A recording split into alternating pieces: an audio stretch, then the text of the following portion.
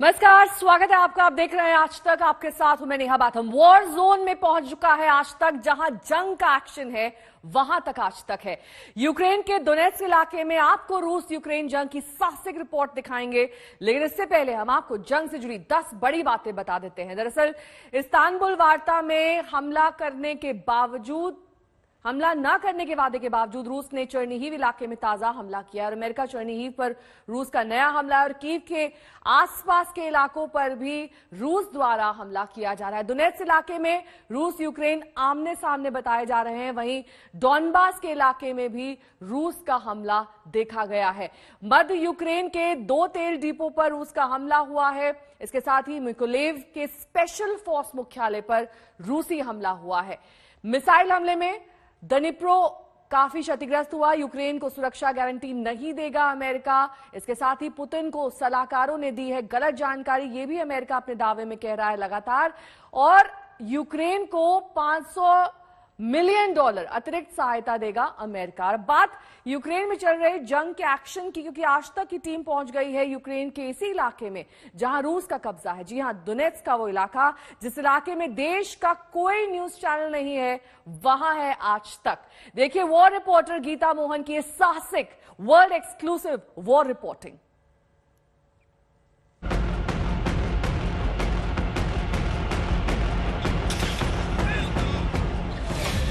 Ukraine से जंग की सबसे धारदार रिपोर्ट, रूसी टैंक से साहसिक रिपोर्टिंग, यूक्रेन में जहां जंग वहां से रिपोर्टिंग, यूक्रेन के मैदानी जंग में आज तक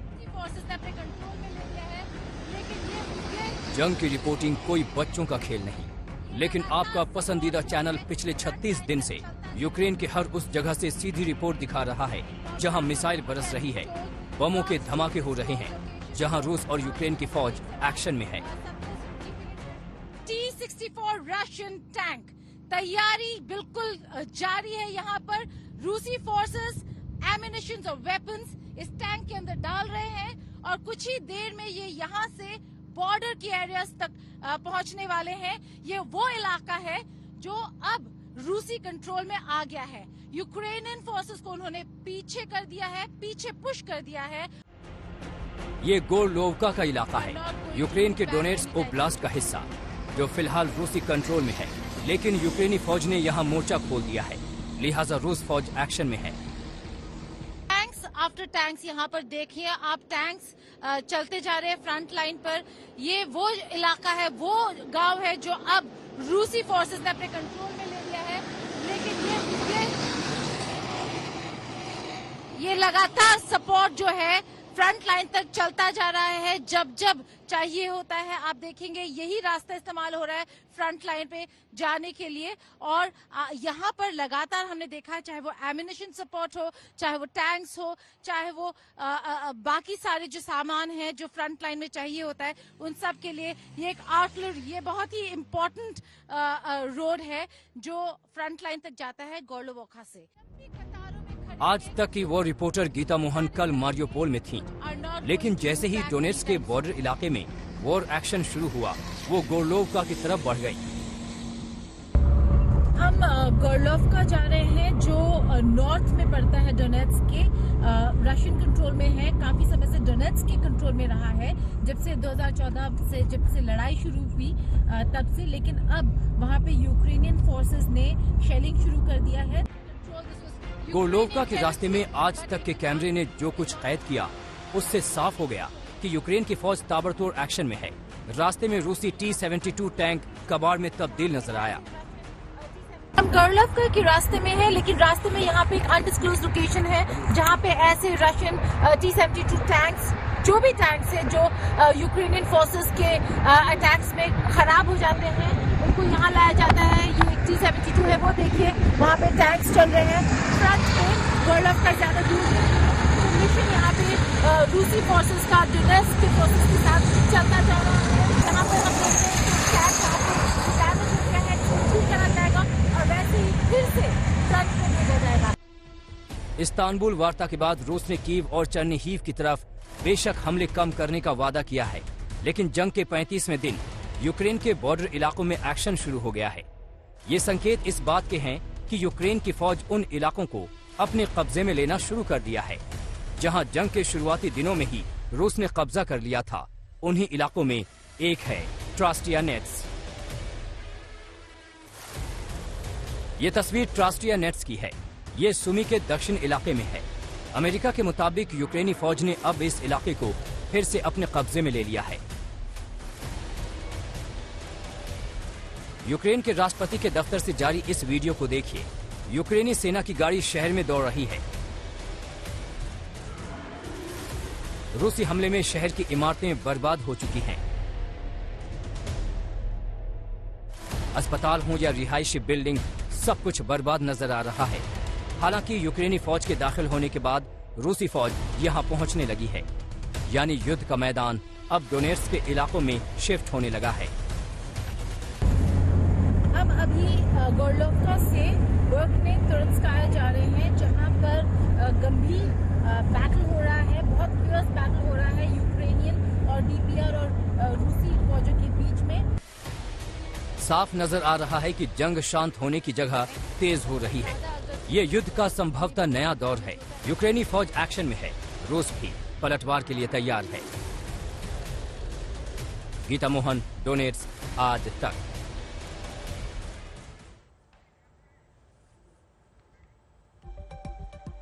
वहीं यूक्रेन का गोरलोवका रूसी हमलों में तकरीबन मिट्टी में मिल चुका है, तबाह हो चुका है, क्योंकि वहां पर बड़ी बड़ी इमारतें इस वक्त खंडहर नजर आ रही हैं। लेकिन जो बचे कुछ लोग हैं वो जिंदगी फिर से शुरू करने की कवायद में हैं। इनमें कुछ ऐसे भी लोग हैं जो हिंदी फिल्मों के गाने,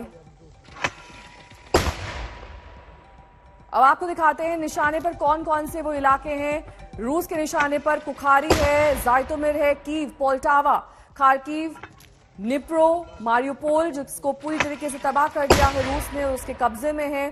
लेकिन जो वादा रूस ने किया है उस वादे पर खरा नहीं उतरा है रूस।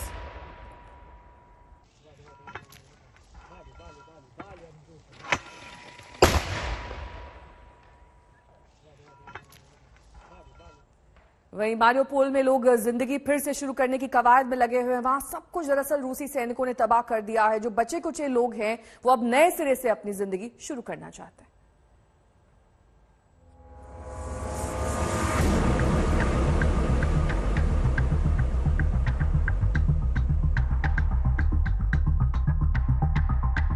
ऐसा शहर जिसे जंग ने मलबे में तब्दील कर दिया, ऐसा शहर जिसे रूस ने मटियामेट कर दिया, ऐसा शहर जहां चप्पे चप्पे पर मौजूद युद्ध के निशान, ऐसा शहर जहां विनाश के बाद भी सांसें ले रही है जिंदगी। ओ जिमी जिमी आशा आशा। आज तक पहुंच गया है गोरलोवका, पूर्वी यूक्रेन के डोनेट्स्क ओब्लास्ट का एक शहर। आज तक देश का पहला न्यूज चैनल है जो यूक्रेन में रूसी कब्जे वाले इलाके में दाखिल हुआ है।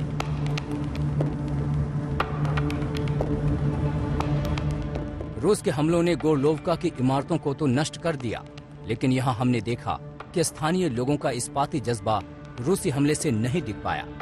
यहां के लोग जिंदगी के बचे खुचे टुकड़ों को समेटकर नई जिंदगी शुरू करने की कोशिश में जुटे हुए हैं। गोरलोवका सिटी जो बहुत भारी बमबारी फेस कर रहा है, शेलिंग फेस कर रहा है यूक्रेनियन साइड की तरफ से, क्योंकि यहाँ पे ज्यादातर रूसी लोग रहते हैं। 2014 से गोरलोवका डोनेट्स्क के अंडर रहा है। शीशे टूट गए लेकिन हिम्मत नहीं टूटी। यहाँ पे लोग अपने गार्डन को अभी भी संभालने की कोशिश कर रहे हैं। जो ग्लासेस शीशे जो टूट के गिरे थे इनके गार्डन में, कंप्लेन कर रही है, कह रही है कि मैंने अभी यहाँ पे जो सापलिंग्स जो सीड्स लगाए हैं, जिसमें अभी सापलिंग्स भी नहीं आए हैं, अगले सीजन के फूल आने हैं, वहां पर उनका गार्डन डिस्ट्रॉय कर दिया गया। तो खुद लगी हुई हैं सुबह से ये शीशे हटाने के लिए। बहुत ही, अगर आप सिचुएशन देखें, लोग अपना घर छोड़ के नहीं जा रहे। ऐसा घर, ऐसा गार्डन जो उन्होंने बड़े दिल से मेंटेन करके रखा है, आज उन्हें उन्हीं गार्डन्स को, उन्हीं घरों में से शीशों को उठाकर चुन चुन कर उठाना पड़ रहा है और हटाना पड़ रहा है। विनाश के बीच जिंदगी को फिर से शुरू करना कोई आसान काम नहीं। इसके लिए मजबूत जज्बा चाहिए, प्रेरणा चाहिए। ये जज्बा और प्रेरणा इन लोगों को मिल रही है बॉलीवुड से।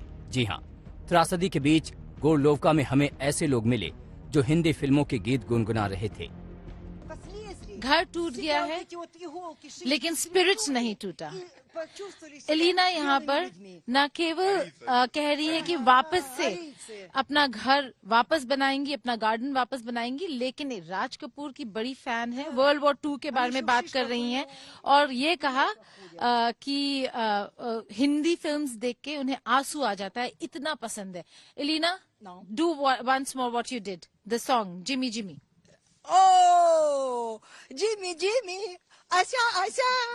Иди, Радж Капур, люблю, не могу, всю жизнь люблю индийские фильмы.